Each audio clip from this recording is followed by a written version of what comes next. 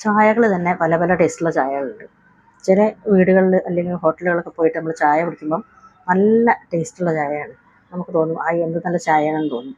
ചായയുടെ അളവ് കുറവാകുമ്പോഴാണ് നമുക്ക് ടേസ്റ്റ് കൂടുതലായിട്ട് തോന്നുന്നത് എനിക്ക് തോന്നുന്നു.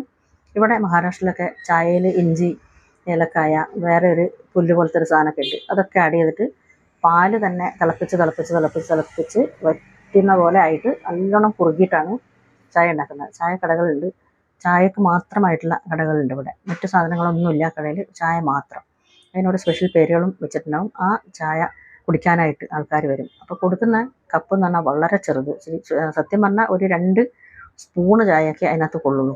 അത്ര ചെറിയ പേപ്പർ കപ്പിൽ കൊടുക്കുന്ന ചായ കുടിച്ചാൽ തന്നെ നമുക്ക് ധാരാളം മതി. അത് കുടിച്ചാൽ തന്നെ നല്ലൊരു ടേസ്റ്റാണ്. അങ്ങനെയുള്ള ചായ കുടിച്ച് ശീലിച്ച് കഴിഞ്ഞാൽ പിന്നെ നമുക്ക് ഈ സാദാ ചായയില്ലേ, ഇഞ്ചിയൊന്നും ചേർക്കാത്ത ചായ കുടിക്കുമ്പോൾ നമുക്കൊരു കുടിച്ചു എന്നുള്ളൊരു തോന്നൽ വരില്ല. ഇപ്പം ഞങ്ങൾ വീട്ടിലൊക്കെ ഇഞ്ചി ചേർത്തിട്ട് തന്നെയാണ് ചായ ഉണ്ടാക്കുന്നത്. അങ്ങനെ കുറേ കാലങ്ങളായിട്ട് ഇഞ്ചി ചായ തന്നെ കുടിച്ച് നമുക്ക് ഇഞ്ചി ഇല്ലാത്ത അല്ലെങ്കിൽ മസാല ചേർക്കാത്ത സാദാ ചായ കുടിക്കുമ്പോൾ എന്തോ ഒരു തൃപ്തിയാവാത്ത പോലെയാണ്. ഒരു വെറും വെള്ളം പോലെ. ചില വീടുകളിൽ അല്ലെങ്കിൽ ഹോട്ടലിലൊക്കെ പോയി കഴിഞ്ഞാൽ നമുക്ക് ചായ ഭയങ്കര എന്താ പറയുക, ഒരു പേരുള്ളൊരു ചായ ആയിരിക്കും. പാലും പഞ്ചസാരയൊക്കെ ഒരു പേരിന് മാത്രം ചേർത്തൊരു വെള്ളം, ചായയുടെ കളറുള്ള ഒരു വെള്ളം മാത്രമായിരിക്കും. അത് കുടിച്ചിറക്കുക എന്ന് പറഞ്ഞാൽ തന്നെ കുറച്ച് ബുദ്ധിമുട്ടുള്ള കാര്യമാണ്.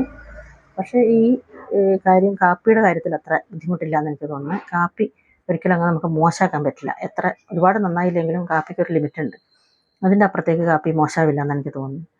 കാപ്പി എപ്പോഴും ഒരുവിധമൊക്കെ നല്ലത് തന്നെയായിരിക്കും. പക്ഷേ ചായയുടെ കാര്യത്തിൽ പിന്നെ ഈ ചായപ്പൊടിയുടെ കാര്യവും ഇമ്പോർട്ടൻ്റ് തന്നെയാണ്. കാരണം ചില ചായപ്പൊടികൾ വെറുതെ ഇട്ട് കഴിഞ്ഞാൽ എന്താ പറയുക, കളർ കിട്ടും എന്നല്ലാതെ അങ്ങനെ ഒരു ടേസ്റ്റ് ഒന്നും ഉണ്ടാവില്ല.